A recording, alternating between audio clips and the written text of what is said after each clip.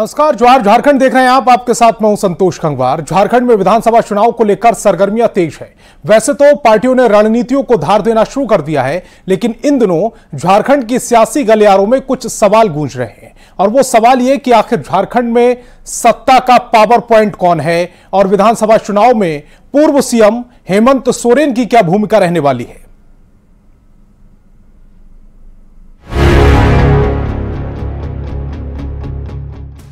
झारखंड के पूर्व सीएम हेमंत सोरेन के जेल से बाहर आते ही प्रदेश का राजनीतिक पारा चढ़ने लगा है। विधानसभा चुनाव में हेमंत सोरेन की भूमिका को लेकर भी कई तरह के कयास लगाए जा रहे हैं। सियासी गलियारों में सवालों और दावों का दौर शुरू हो गया है।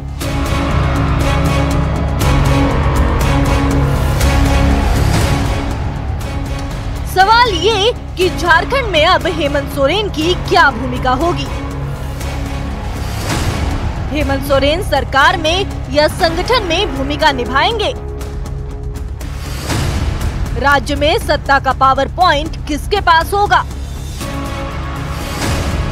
क्या विधानसभा चुनाव के पहले बड़ा उलटफेर होगा। 2 जगह नहीं 3 जगह बढ़ जाएगा। एक अभिमान फिल्म भी था अमिताभ बच्चन और जया बच्चन का, वो दिखेगा नहीं लेकिन अंदर से चलेगा। बाकी बाहर से जो दिखेगा तो दिखेगा।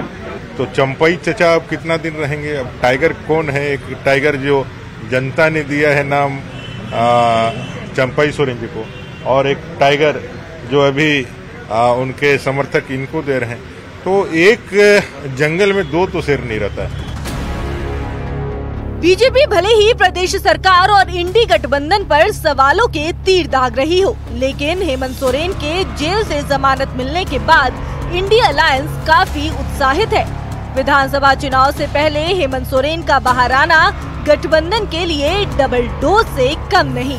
यही वजह है कि गठबंधन के नेता बीजेपी के सवाल का जवाब भी अपने अंदाज में दे रहे हैं। उनका कहना है कि लोकतंत्र में जनता ही पावर पॉइंट होती है।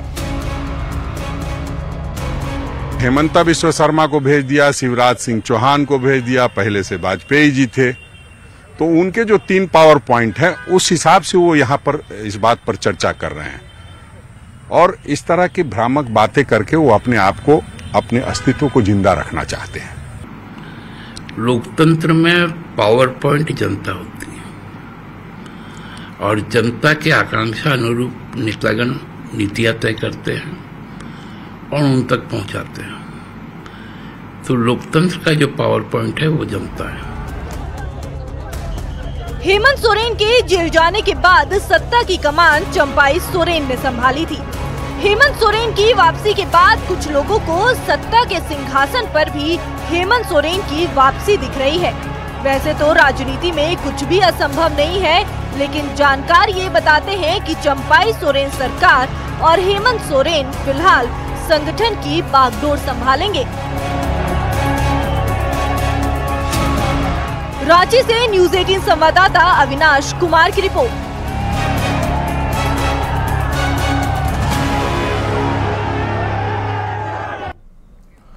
और पूर्व सीएम हेमंत सोरेन जुलाई महीने से न्याय यात्रा की शुरुआत कर सकते हैं। जेएमएम ने यात्रा को लेकर रणनीति भी तैयार करनी शुरू कर दी है। जेएमएम की इस यात्रा में सीएम चंपाई सोरेन भी शामिल होंगे। हालांकि हेमंत सोरेन ही इस न्याय यात्रा की अगुवाई करते नजर आएंगे। यात्रा के जरिए न्याय के संदेश और अस्मिता की लड़ाई को जन जन तक पहुंचाने की कोशिश की जाएगी।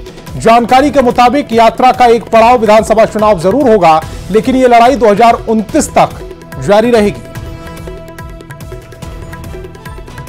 ये फिर हम लोग बैठ कर विचार करेंगे कि हमारा जो लड़ाई है, जो अस्मिता की लड़ाई है, न्याय की लड़ाई है, उसको लेके पूरे राज्य में संदेश फैलाने के लिए हेमंत बाबू भी जाएंगे, साथ में हमारे वर्तमान मुख्यमंत्री जी भी जाएंगे, पूरे पार्टी के नेतृत्व जाएंगे और जाके लोगों के बीच में अपनी बात को कहेंगे और न्याय की अपील करेंगे। हूल दिवस के मौके पर झारखंड सरकार की ओर से कार्यक्रम का आयोजन किया गया। साहिबगंज में आयोजित इस कार्यक्रम में सीएम चंपाई सोरेन ने राज्यवासियों को करोड़ों की सौगात दी। कार्यक्रम में पूर्व सीएम हेमंत सोरेन और उनकी पत्नी कल्पना सोरेन भी मौजूद रहीं। कार्यक्रम से पहले सिदो कान्हू और फूलों झानों को श्रद्धांजलि देने के लिए हेमंत सोरेन अपनी पत्नी कल्पना सोरेन और झारखंड के मुख्यमंत्री चंपाई सोरेन के साथ भोगनाडीह के पंचकटिया पहुंचे और उनकी प्रतिमा पर माला चढ़ाकर वीरों को श्रद्धांजलि दी। इसके बाद भोगनाडीह में हुए कार्यक्रम में सीएम चंपाई सोरेन ने 177 करोड़ 41 लाख की लागत से 231 योजनाओं का शिलान्यास किया और 122 करोड़ की लागत से 65 योजनाओं का उद्घाटन किया। साथ ही सैकड़ों लाभुकों में परिसंपत्तियों का वितरण भी किया। उन्हीं का नेतृत्व में जो नादेश सरकार बना है, इसलिए कभी उन लोग ये आवाज, गरीबी का आवाज, यहाँ का दलित का जो बात करेगा, आदिवासी का बात करेगा, कभी उसको लोग चैन से नहीं रहने देता है। जो देश में परिस्थिति बनी है, जो विपक्ष को का जो जमात इकट्ठा हुआ है, उनके खिलाफ महागठबंधन ने भी एक अपना हूल क्रांति करने का निर्णय लिया है। इन सामंती सोच वाले, मनुवादी सोच वाले लोगों को राज्य और देश से इनकी जड़ें ही कबाड़ देने का हम लोगों ने संकल्प लिया है। और न्यूज 18 बिहार झारखंड से पूर्व सीएम हेमंत सोरेन ने एक्सक्लूसिव बातचीत की। इस दौरान उन्होंने हूल दिवस से लेकर अपनी जेल यात्रा और विधानसभा चुनाव जैसे सभी सवालों के जवाब दिए।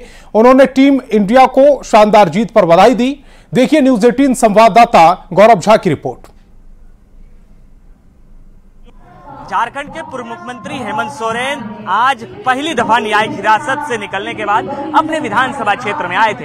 अपने विधानसभा क्षेत्र में हेमंत सोरेन कार्यक्रम कर रहे थे, जिस दौरान उन्होंने केंद्र सरकार पर भी निशाने साधे हैं। इसके साथ ही कई तरह की योजनाओं का शिलान्यास और उद्घाटन भी किया है। इस वक्त हेमंत सोरेन आप देख सकते हैं कि तमाम जो राज्य के मंत्री हैं उनके साथ आ रहे हैं। हेमंत दा पहली बार न्यायिक हिरासत से बाहर निकलने के बाद आए हैं। इस तरीके से हूल दिवस के उपलक्ष्य पर क्या कहेंगे? ये हम लोग का हूल दिवस नहीं, ये प्रेरणा दिवस है। इसी के बदौलत यहाँ के झारखंडी बचे हैं और संयोग से मैं निकला भी ऐसे वक्त हूँ कि हूल दिवस मतलब जेल से बाहर कदम रखा हूँ, तो हूल दिवस के दिन मैं आज बरेट में हूँ। हमारे साथ हेमंत सोरेन थे, जिन्होंने कहा है कि ये हूल दिवस ही नहीं सिर्फ बल्कि प्रेरणा दिवस भी है और आज के दिन जिस तरीके से भारतीय टीम ने कल मैच जीता है उन्हें भी शुभकामनाएं दी है। कैमरा पर्सन संत के साथ गौरव झा, न्यूज 18 साहेबगंज। हूल दिवस के मौके पर दुमका में सिदो कानू जैसे वीर सपूतों को याद करते हुए शहादत दिवस मनाया गया। इस मौके पर पोखरा चौक पर सिदो कानू की मूर्ति पर जेएमएम और बीजेपी समेत कई पार्टियों ने माल्यार्पण किया। जेएमएम से पथ निर्माण भवन एवं जल संसाधन मंत्री वसंत सोरेन ने कहा, आने वाले समय में झारखंड में एक नई राजनीति देखने को मिलेगी। साथ ही पूर्व मुख्यमंत्री बाबूलाल मरांडी ने एसआईटी टीम का गठन करने की मांग करते हुए कहा कि संथाल परगना में आदिवासियों का अस्तित्व खतरे में है। आज की स्थिति बेहतर होगी और चूंकि हेमंत जी आज हम लोग के बीच होंगे जैसा मैंने कहा, और आगे की रणनीति अब कल के बाद हम लोग तय करें। समय से पहले विधानसभा चुनाव होने की बात कही जा रही है, क्या लगता है इस बार झारखंड मुक्ति मोर्चा? देखिए, हम लोग शुरू से तैयार रहे हैं और अभी भी तैयार हैं। हम लोग पूरे देश में हम स्वतंत्रता सेनानी सिदो कानू, चांद भैरव और फूलो जान और याद ही नहीं करते, बल्कि आज के दिन फिर से हम ये संकल्प लेते हैं कि हमारा ये जो आज़ादी है ये हमारी अक्षुण्ण बना रहे। झारखंड विधानसभा चुनाव को लेकर कांग्रेस एक्टिव मोड में नजर आ रही। 2 जुलाई को शाम 6 बजे दिल्ली में झारखंड मीडिया विभाग सोशल मीडिया की महत्वपूर्ण बैठक होगी। इस बैठक में कांग्रेस अध्यक्ष मल्लिकार्जुन खड़गे, संसद में नेता प्रतिपक्ष राहुल गांधी, प्रदेश प्रभारी गुलाम अहमद मीर, प्रदेश अध्यक्ष राजेश ठाकुर समेत प्रदेश मीडिया के चेयरमैन और सोशल मीडिया के चेयरमैन मौजूद रहेंगे। आगामी विधानसभा चुनाव में मीडिया की भूमिका को लेकर, खासतौर पर सोशल मीडिया की गतिविधि को तेज करने को लेकर फैसले लिए जाएंगे। इस तरह से हम लोग काम करेंगे कि पाँच महीने बाद जो विधानसभा चुनाव होना है, फिर से इंडिया गठबंधन की यहाँ सरकार बनी। और हमें लगता है कि जो हमारे नेताओं जो लगातार देखे कि झारखंड प्रदेश के प्रभारी और हमारा अध्यक्ष भी लगातार प्रयास कर रहे हैं कि केंद्रीय नेतृत्व भी हमारा प्रयास कर रहा है कि हम लोग किस तरह से और मजबूती के साथ जो मैनिफेस्टो मिला है उसको भी जनताओं का मैनिफेस्टो को पूरा करने का काम करें। ये बहुत ही महत्वपूर्ण बैठक है। अभी हाल में ही लोकसभा चुनाव हुआ है, तो लोकसभा चुनाव में सोशल मीडिया ने क्या यहाँ भूमिका निभाई है, इसके बारे में पूरा विस्तृत जानकारी दी जाएगी।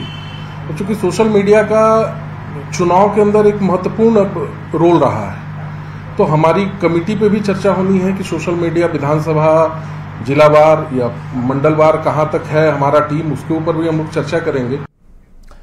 बिहार के बाद अब झारखंड में भी भ्रष्टाचार का पुल मानसून की पहली बारिश में बह गया। मामला गिरिडीह जिले के अति नक्सल प्रभावित इलाका भेलवा घाटी का है, जहां अरगा नदी पर 5.5 करोड़ की लागत से बन रहा पुल मानसून की पहली बारिश में ध्वस्त हो गया। ओम नमः शिवाय कंपनी की ओर से पुल का निर्माण कराया जा रहा था। सबसे बड़ी बात यह कि पुल के कंस्ट्रक्शन के दौरान कई बार ग्रामीणों ने लापरवाही और भ्रष्टाचार को लेकर सवाल उठाए थे, बावजूद ना तो कोई सुनवाई की गई और ना ही गुणवत्ता में कोई सुधार आया, जिसका नतीजा यह हुआ कि करोड़ों की लागत का यह पुल अब मलबे में तब्दील हो गया है। ज्यादा जानकारी दे रहे हैं न्यूज 18 संवाददाता एजाज अहमद।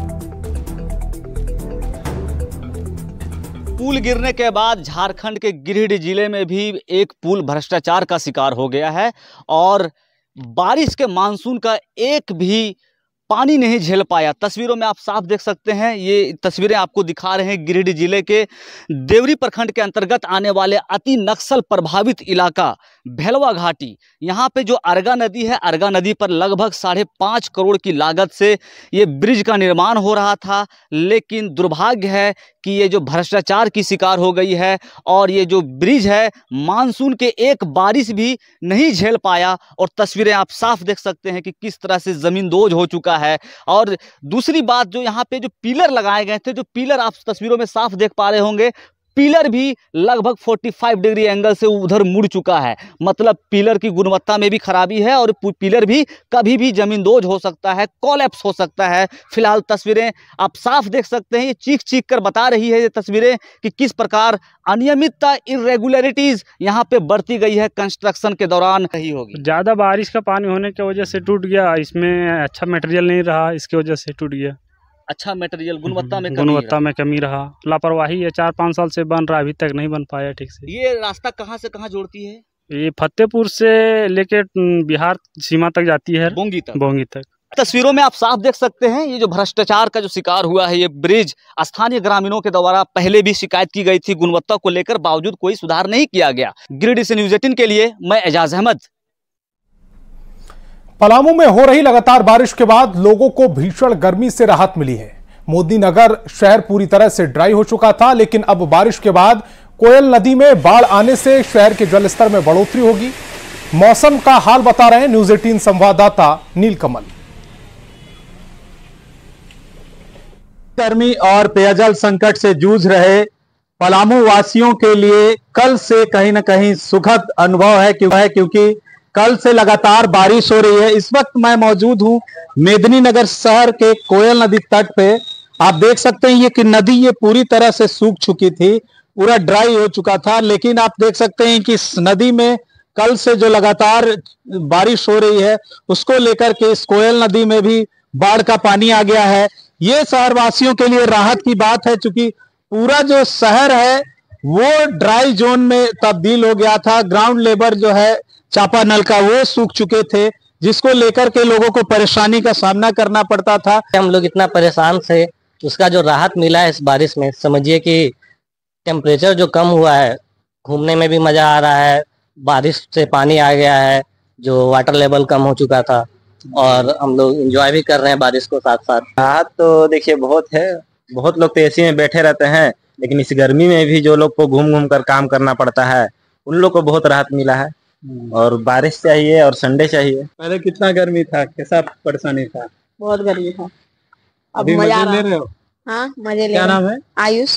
कहाँ से हो? बाल समाज कुंड मोहल्ला। आज छुट्टी भी है? हाँ संडे ना। संडे बर्बाद हो गया।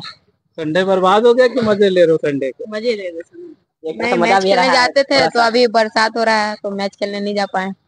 जाहिर तौर पे आप देख सकते हैं कि लोग एंजॉय भी कर रहे हैं बारिश का और लोगों के चेहरे पर खुशी है क्योंकि इस भीषण गर्मी से भी राहत मिली है और जो जल संकट से लोग यहाँ के जूझ रहे थे उन्हें भी राहत मिलेगी। नीलकमल, न्यूज़ 18 पलामू।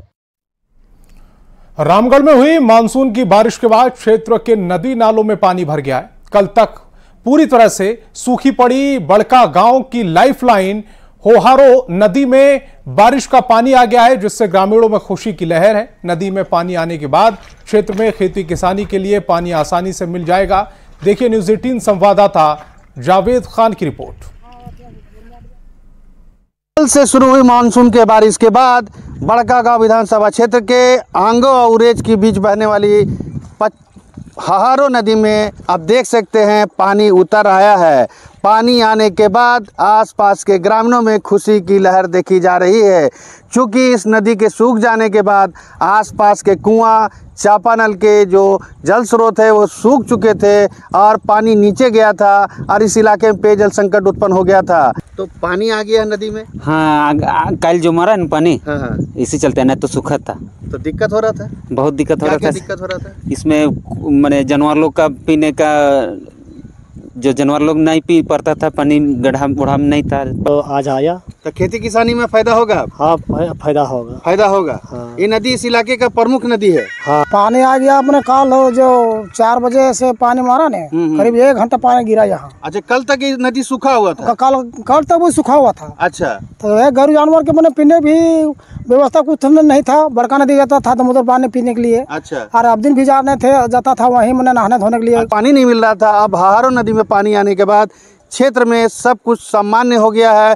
ग्रामीण काफ़ी खुश हैं कि नदी में पानी बढ़ जाने के बाद अब खेती किसानी भी हो पाएगी और क्षेत्र के कुआं, चापानल और तालाब का जल स्तर भी ऊपर आ जाएगा। जावेद खान, न्यूज़ 18 रामगढ़।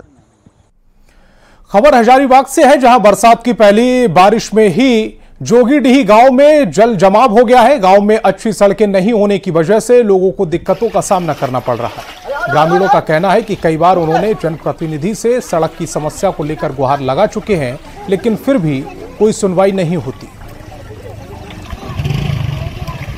से भर जाता है और हम लोग के सबको निकलना भरना इधर के हरिजन मोहल्ला के हम लोग भी बहुत तकलीफ हो रहा है। कहाँ शिकायत सुनाए?